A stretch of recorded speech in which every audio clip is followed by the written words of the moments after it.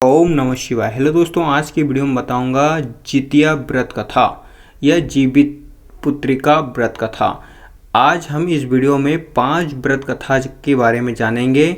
मेरे साथ वीडियो के अंत तक बने रहें और 5 व्रत कथा आपको सुनने से आपके संतान को सुख में जीवन, आनंद में जीवन प्राप्त होगा। जितिया व्रत कथा नंबर 1। नर्मदा नदी के पास एक कंचनबटी नाम का नगर था। वहाँ के राजा का नाम मलाई केतु था। उसी नर्मदा तटी के पश्चिम ओर बालूहटा नाम की मरुभूमि थी, जिसमें एक विशाल पेड़ पर चील रहती थी और उसी पेड़ के नीचे एक सियारिन भी रहती थी। चील और सियारिन दोनों ही पक्की सहेलियाँ थीं।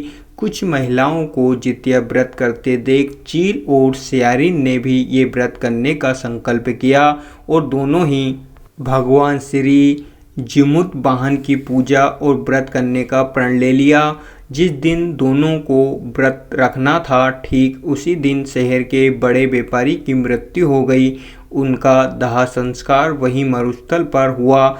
मुर्दा देखकर सियारिन को भूख लगने लगी और वे खुद को रोक नहीं पाई, जिसके कारण उसका व्रत टूट गया। परंतु चील ने खुद पर संयम रखा और पूरी श्रद्धा और नियम से अपना व्रत पूरा किया। अगले दिन व्रत का पारण भी किया। उसके बाद अगले जन्म में दोनों सहेलियों ने पुत्री के रूप में एक ब्राह्मण परिवार में जन्म लिया। उनके पिता का नाम भास्कर था। चील बड़ी बहन और सियारिन छोटी बहन थी। बड़ी बहन का नाम शीलावती रखा गया और उसकी शादी बुद्धिसेन के साथ हो गई। छोटी बहन का नाम कपूरावती रखा गया और उसकी शादी उस शहर के राजा मलाई केतु से हुई और छोटी बहन कपूरावती कंचनबटी नगर की रानी बन गई। अब भगवान जिमुत वाहन के आशीर्वाद से बड़ी बहन शीलावती को 7 पुत्र प्राप्त हुए, लेकिन कपूरावती के बच्चे जन्म लेते ही खत्म हो जाते थे। कुछ साल बाद शीलावती के 7 पुत्र बड़े हो गए और राजा के दरबार में काम करने लगे। उन्हें देखकर कपूरावती के मन में ईर्ष्या और जलन की भावना उत्पन्न होने लग गई। इस ईर्ष्या की भावना में कपूरावती ने राजा से कहकर शीलावती के 7 बेटों के सर कटवा दिए। फिर उन 7 सिरों को साथ में बर्तन में डालकर ढक दिया गया, शीलावती के पास भिजवा दिया गया। ये सब देख भगवान जिमुत वाहन ने मिट्टी की सहायता से 7 भाइयों के सर बनाए और सभी सिरों को धड़ से जोड़कर उन पर अमृत छिड़क दिया, जिसके कारण वे 7 भाई फिर से जिंदा हो गए और घर लौट आए। रानी ने जो कटे सिर भिजवाए थे वे सब फूल बन गए। कपूरावती समाचार पाने को बहुत व्याकुल थी, लेकिन जब उसे इस बात का पता चला तो वे अपने बड़ी बहन के घर गई और वहां सबको जिंदा देखकर आश्चर्य में पड़ गई और बेहोश हो गई। जब कपूरावती होश में आई तो उसने अपनी बड़ी बहन से ये सारी बात बताई और अपनी गलती का पछतावा किया। भगवान जिमुत वाहन की कृपा से बड़ी बहन को पूर्व जन्म की सारी बात याद आ गई और वह अपनी छोटी बहन को उसी पेड़ के नीचे लाकर पूर्व जन्म की सारी बातें सुनाई, जिसे सुनकर कपूरावती फिर बेहोश हो गई और मर गई। जब राजा तक इस बात की सूचना मिली तो उन्होंने उसी जगह पर पेड़ के नीचे कपूरावती का दाह संस्कार कर दिया। इसी तरह ये व्रत कथा समाप्त होती है। जितिया व्रत कथा नंबर 2। गांधर्वों के राजकुमार का नाम जिमुत वाहन था। वे बड़े उदार और परोपकारी थे। जिमुत वाहन के पिता ने वृद्धावस्था में वानप्रस्थ आश्रम में जाते समय इनको राज्य सिंहासन पर बैठाया, किंतु इनका मन राजपाट में नहीं लगता था। वे राज्य का भार अपने भाइयों पर छोड़कर स्वयं वन में पिता की सेवा करने चले गए। वहीं पर उनका मलेवती नामक राज्य कन्या से विवाह हो गया। एक दिन जब वन में भ्रमण करते हुए जिमुत वाहन काफ़ी आगे चले गए, तब उन्हें एक वृद्धा विलाप करते हुए दिखी। इनके पीछे पर वृद्धा ने रोते हुए बताया, मैं नागवंशी स्त्री हूँ और मुझे एक पुत्र है। पक्षीराज गरुड़ के समक्ष नागों ने उन्हें प्रतिदिन भक्षण हेतु एक नाग सौंपने की प्रतिज्ञा हुई है। आज मेरे पुत्र शंखचूड़ की बलि का दिन है। जिमुत वाहन ने वृद्धा को आश्वासन करते हुए कहा, डरो मत, मैं तुम्हारे पुत्र के प्राणों की रक्षा करूंगा।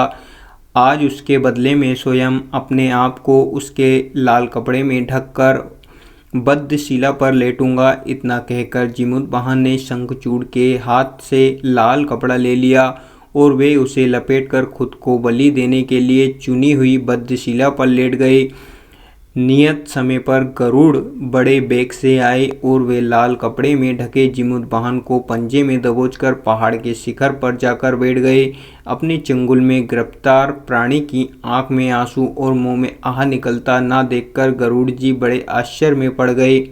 उन्होंने जीमूतवाहन से उसका परिचय पूछा। जीमूतवाहन ने सारा किस्सा सुनाया। गरुड़ जी उसकी बहादुरी और दूसरे की प्राण रक्षा करने में स्वयं का बलिदान देने की हिम्मत से बहुत प्रभावित हुए। प्रसन्न होकर गरुड़ जी ने उसको जीवन दान दे दिया तथा नागों की बलि न लेने का वरदान भी दे दिया। इस प्रकार जीमूतवाहन ने अदम्य साहस से नाग जाति की रक्षा हुई। तब से पुत्र की सुरक्षा हेतु जीमूतवाहन की पूजा की प्रथा शुरू हो गई। अश्विन कृष्ण अष्टमी के प्रदोष काल में पुत्रवती महिलाएं जीमूतवाहन की पूजा करती है। कैलाश पर्वत पर भगवान शंकर माता पार्वती को कथा सुनाते हुए कहते हैं कि अश्विन कृष्ण अष्टमी के दिन उपवास रखकर जो स्त्रियां साया प्रदोष काल में जीमूतवाहन की पूजा करते हैं तथा कथा सुनने के बाद आचार्य को दक्षिणा देती हैं, वे पुत्रों को पूर्ण सुख प्राप्त करती है। व्रत का पारण दूसरे दिन अष्टमी तिथि की समाप्ति के पश्चात किया जाता है। ये व्रत अपने नाम के अनुरूप फल देने वाला है। इसी तरह ये व्रत कथा समाप्त होती है। जितिया व्रत कथा नंबर 3। 2 बहनें थीं जिनका नाम चूलिया और सियारिया।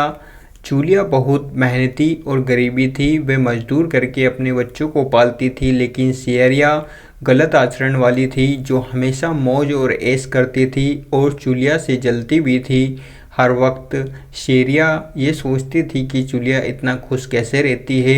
चूलिया की हंसी खुशी शेरिया के सहन नहीं हो पाती थी, जिसके कारण शेरिया चूलिया के संतानों को सताने के कई प्रयास कर चुकी थी। कई बार चूलिया के बच्चों को खत्म करने की कोशिश भी कर चुकी थी, किंतु चूलिया के तपस्या और व्रत के कारण उसके बच्चे हमेशा सुरक्षित बच जाया करते थे। एक दिन शेरिया चूलिया के सभी बच्चों को लेकर जंगल में लकड़ी चुनने के लिए लेकर गई। वहां जंगल में लकड़ी को चुनते चुनते बच्चे थक गए और थोड़ी देर के लिए सो गए। बच्चों को सोते देख सियरा ने सभी बच्चों को सिर काट दिया और टोकरी में रखकर वापस घर आ गई और चूलिया को वो टोकरी भेंट में दे दी और कहा, दीदी मैं जंगल से आपके लिए नारियल लाई हूँ, बच्चों को खिला देना। चूलिया ने उस टोकरी को उठाकर देखा नहीं और किनारे में रख दिया। अपने बच्चों की प्रतीक्षा करने लग गई। जब शाम में रात हो गई और बच्चे वापस नहीं आए तो वे बहुत परेशान हो गई और बड़े ही करुण स्वर में जोर जोर से रोने लग गई। करुणा भरी स्वर को शंकर पार्वती जी से रहा नहीं गया और उन्होंने महादेव से कहा कि हे प्रभु, कोई दुखियारी बहुत रो रही है, उसके रोने से बहुत दर्द छिपा हुआ है, मुझसे बर्दाश्त नहीं हो पा रहा है, हमें चलकर देखना चाहिए कि कौन रो रहा है और क्यों रो रहा है। तब इस बात पर महादेव जी ने कहा कि ये मृत्यु लोक है और यहाँ पर ये सारी साधारण सी बात है, लेकिन पार्वती के हठ के कारण महादेव उनके सामने झुक गए और चूलिया के पास जाकर उसके रोने का कारण पूछने लगे। महादेव जी के पूछने पर चूलिया ने अपने रोने का कारण विस्तार से बता दिया। शंकर जी ने जब ध्यान लगाया तो उन्होंने चूलिया के बच्चों को जंगल में मृत पाया, जिसके बाद शंकर जी ने पार्वती जी को अनुरोध किया और बच्चों को पुनर्जीवित कर दिया। बच्चे नींद से उठकर मौसी को ढूंढ रहे थे, किंतु मौसी वहां नहीं थी। बच्चे डर कर घर आ गए और मौसी के सारे कार्य माँ को सामने बता दिए।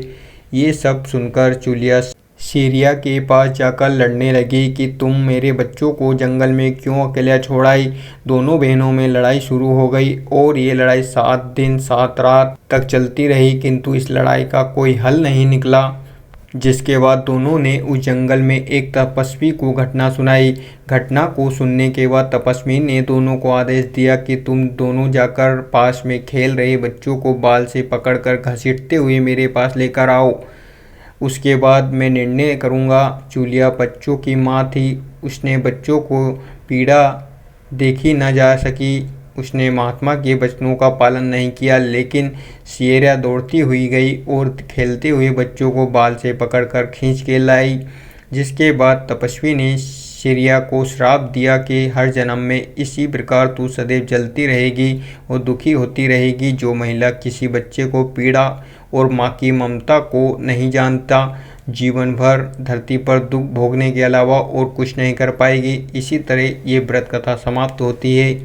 जितिया व्रत कथा नंबर 4। दो बहनें थी, एक का नाम सुखिया और दूसरी का नाम था दुखिया। दोनों का भाग्य उनके जैसे नाम से ही था। दुखिया गरीब थी और बहुत दुखी रहती थी। सुखिया अमीर थी और हमेशा सुखी रहती थी। दोनों एक ही गांव में रहती थी। दुखिया सुखिया के घर में काम करती थी, साफ सफाई करती थी, खाना बनाती थी और खाना बच जाता था तो वे सुखिया दुखिया को दे देती थी। इसी तरह दुखिया का घर चलता था। समय बीतता गया, दोनों को बच्चे थे। सुखिया को 2 पुत्र थे और दुखिया को भी 2 पुत्र थे। जब जितिया का व्रत आया तो दोनों बहन जितिया का व्रत रख रही थी। दुखिया सुखिया के घर में काम करती थी। व्रत के दिन दुखिया ने सुखिया के घर जो चावल फटका, चावल को साफ करना, उससे जो खुरदी निकला वे अपने लिए रख ली और साफ चावल सुखिया को दे दी। फिर साग को चुनी पत्तियों को डंठल से अलग करना, बढ़िया वाला साग सुखिया के लिए रख दी और जो डंठल था वे अपने लिए रखी। अब दुखिया ने सुखिया के घर सारा खाना बना दिया और अपने घर चावल की खुर्दी और साग की डंठल लेकर गई बनाने के लिए। खुर्दी का चावल और साग की डंठल बनाकर वे खाना अपने बच्चों को खिलाई और खुद भी खाई। उसके बाद दुखिया सोने चली गई। आधी रात में एक बुढ़िया औरत उसके घर पर आकर दरवाज़ा खटखटाती है तो दुखिया पूछती है कौन है। तब बुढ़िया बोलती है बेटा हम हैं। दुखिया ने उठकर फाटक खोला और पूछती है अम्मा आपको क्या चाहिए, इतनी रात में आप यहाँ किस लिए आई हो। बूढ़ी बोलती है बेटा मुझे बहुत भूख लगी है, कुछ खाने को दे दो। दुखिया उसे घर के अंदर ले आती है और कहती है हम लोग बहुत गरीब हैं, आज मैंने खुर्दी का चावल और साग की डंठल बनाया है, क्या आप खाएंगे। तो बुढ़िया कहती है हाँ क्यों नहीं खाएंगे, हमें बहुत भूख लगी है, हम वहीं खाएंगे। दुखिया अंदर जाकर खुर्दी का चावल और साग की डंठल लाती है और बूढ़ी को दे देती है खाने के लिए। बूढ़ी खाने के बाद कहती है कि मुझे अच्छे से कुछ दिखाई नहीं देता, इतनी रात के अंधेरे में अपने घर कैसे जाऊंगी। तो दुखिया कहती है कोई बात नहीं, आप यहीं पर सो जाइए, सुबह अपने घर चले जाना। तो बुढ़िया दुखिया के घर में ही सो जाती है। फिर थोड़ी देर बाद उठकर बुढ़िया बोलती है मुझे बेटा मुझे दीर्घ संका या पैखाना लगी है, कहाँ करूँ। तो दुखिया कहती है मेरे घर में बाथरूम नहीं है, इसलिए आप इधर कोने में कर लीजिए।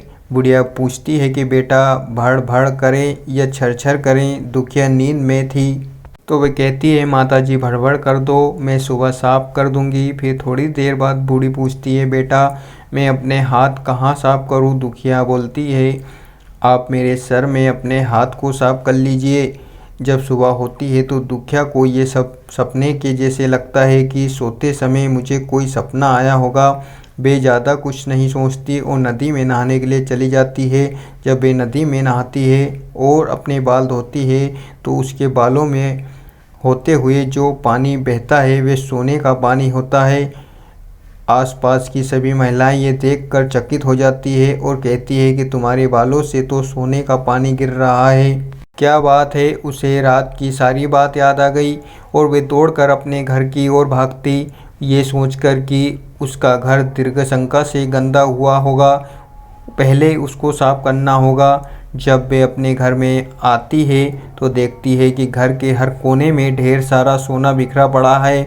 ये सब देखकर दुखिया बहुत खुश हो जाती है और सोचती है कि जीत मान बाबा जीतू वाहन की कृपा है, ये सब जो माता का रूप धारण करके मेरे घर आए और मुझे इतना आशीर्वाद दिया। अब दुखिया अमीर हो जाती है और सुखिया के घर जाकर काम करना बंद कर देती है। दुखिया जब अपना व्रत पूरा करती है तो अपने पुत्र से कहती है जाओ मौसी के घर से तराजू लेकर आओ और नापने के लिए ये सोना कितना है। बच्चा बहुत खुशी से सुखिया मौसी के घर जाता है और तराजू मांगता है तो सुखिया पूछती है तराजू पर क्या नापना है। तो बच्चा बोलता है मेरे घर में बहुत ढेर सारा सोना है, उसी को मम्मी नापेगी। सुखिया कहती है खाने के लिए तुम्हारे पास कुछ भी नहीं है और सोना नापेंगे, मुझसे झूठ कहते हो। तो बच्चा कहता है नहीं, मैं झूठ नहीं बोल रहा हूँ। सुखिया सोचती है जब तराजू मांगा है तो कुछ ना कुछ ज़रूर नापना होगा, इसीलिए वे तराजू के पीछे गोद लगा देती है और जो भी नापेगा वो थोड़ा सा इसमें चिपक जाएगा। दुखिया तब तराजू पर सोना नापती है तो कुछ सोना का टुकड़ा उस बूंद में चिपक जाता है। जब बच्चा तराजू लौटाते आता है तो सुखिया उसको उलट पुलट कर देखती है तो तराजू में सोना लगा हुआ मिलता है। सुखिया सोचती है उसके घर में ज़रूरी कहीं से सोना आया होगा, इसीलिए वे कई दिन में से काम पर नहीं आ रही है। दुखिया का मन एकदम सच्चा था, इसलिए वे सब कुछ बता दी, लेकिन सुखिया ने मन में लालच आने लगा। दुखिया के पास हमसे भी ज़्यादा धन आ गया, अब अगले जितिया में भी मैं खुर्दी का चावल और साग की डंठल बनाऊंगी। फिर अगले साल जितिया का व्रत दोनों बहन ने रखा। सुखिया के पास हर तरह का सुख था और धन भी था, फिर भी वे जितिया के दिन चावल फटक कर साफ चावल फेंकती थी और खुर्दी अपने पास रख लेती थी। साग को तोड़कर पत्तियाँ फेंक दी और डंठल अपने पास रख ली और वही बनाई। खा पी कर पूजा पाठ करके सोने चली गई। फिर आधी रात में उसके घर में बूढ़ी आई और दरवाज़ा खटखटाती है। सुखिया उसका इंतज़ार कर रही थी। वे तुरंत दरवाज़ा खोलकर बूढ़ी को अपने घर के अंदर ले जाती है। बूढ़ी बोलती है मुझे भूख लगे है तो खाने में को दे दो। तो सुखिया कहती है मैंने खुर्दी का चावल और डंठल का साग बनाया है। बूढ़ी बोलती है कोई बात नहीं, मैं खाऊंगी। तो सुखिया परोस देती है। वे खाना खाने के लिए सोने चली जाती है। बुढ़िया बोलती है मैं तो घर नहीं जा सकती, मुझे दिखाई नहीं देता। तो सुखिया कहती है कोई बात नहीं, आप यहीं सो जाओ। थोड़ी देर बाद बूढ़ी फिर बोलती है कि मुझे दीर्घ शंका लगी है, कहाँ करूँ। सुखिया कहती है वही कोने में कर लीजिए। फिर थोड़ी देर बाद बूढ़ी पूछती है भड़बड़ करें या छरछर। इस समय सुखिया को याद नहीं आता कि दुखिया ने क्या बोला था, तो सुखिया बोली माँ छरछर कर दीजिए। फिर बूढ़ी पूछती है कि बेटा मैं अपने हाथ कहाँ साफ करूँ। सुखिया कहती है मेरे सर में साफ कर लीजिए। बूढ़ी अपना हाथ सुखिया के सर में साफ कर लेती है। जब सुखिया सुबह उठती है तो उसका पूरा घर गंदगी से भरा पड़ा मिलता है और उसके बाल में बहुत गंदगी लगी होती है। ये सब देखकर सुखिया बहुत दुखी हो जाती है और उसे बहुत गुस्सा भी आता है। वे अपनी बहन दुखी को बुलाती है और उसको गुस्सा करती है तुमने हमसे झूठ कहा और मेरा पूरा घर गंदा करवा दिया। तो दुखिया पूछती है तुमने क्या कहा था, भड़बड़ या छरछर। तो सुखिया कहती है मैंने छरछर बोली। तो दुखिया कहती है यहीं पर तो तुमने गलती करी, अब तुम्हारे पास सब कुछ था, किसी चीज़ की कमी नहीं थी, फिर भी तुमने लालच किया। मेरे पास तो कुछ भी नहीं था, तुम्हारे पास सब कुछ था। तुम्हारे घर मन बाबा जीतू वाहन भैंस बदल कर आए, लेकिन फिर भी तुमने उन्हें अच्छा खाना नहीं परोसा। मेरे पास तो कुछ भी नहीं था, इसीलिए मैंने उन्हें खुर्दी का चावल और साग का डंठल परोसा था। तुमने अपने घर आए भगवान का अपमान किया। सब कुछ रहते हुए भी तुमने साग और भात खिलाया। तुम्हारे पास सब कुछ होते हुए भी तुमने लालच नहीं करना चाहिए, इसलिए तुम्हारे साथ बुरा हुआ। इसी तरह ये व्रत कथा समाप्त होती है। जितिया व्रत कथा नंबर 5। महाभारत के युद्ध में जब अश्वत्थामा अपने पिता की मृत्यु से बहुत दुखी थे तो अपने पिता की मृत्यु का बदला लेना चाहते थे, जिसके कारण वे पांडवों की शिविर में घुस गए। शिविर में उस समय 5 लोग सो रहे थे, जिसके कारण अश्वत्थामा ने उनको पांडव समझकर खत्म कर दिया। ये माना गया है कि सभी पुत्र द्रौपदी के 5 पुत्र थे, जिसके बाद अर्जुन ने अश्वत्थामा को बंदी बना लिया और उनकी दिव्यमणि भी छीन ली, जिसके कारण अश्वत्थामा ने क्रोध में आकर अभिमन्यु की पत्नी के गर्भ में पल रहे शिशु को भी ब्रह्मास्त्र के जरिए मार डाला। जिसके बाद भगवान श्री कृष्ण ने सारे पुण्य फल उत्तरा की अजमनी संतान कुतिया और गर्भ में पल रहे शिशु को पुनः जीवित किया। इसी श्री कृष्ण की कृपा से इस पुत्र का नाम जीवित पुत्रिका नाम दिया गया। तब से लेकर आज तक संतान की लंबी उम्र के लिए और उनकी मंगल कामना के लिए हर साल माताएं जितिया व्रत या जीवित पुत्रिका व्रत रखती है और परंपरा के साथ उन्हें पूरा भी करती है। इसीलिए सभी महिलाओं से निवेदन है कि आप भी जितिया व्रत रखें और जीवित पुत्रिका व्रत की कथा अवश्य सुनें। अगर आपको वीडियो अच्छी लगी हो तो like share comments and subscribe करना ना भूलें। Thank you so much all of you.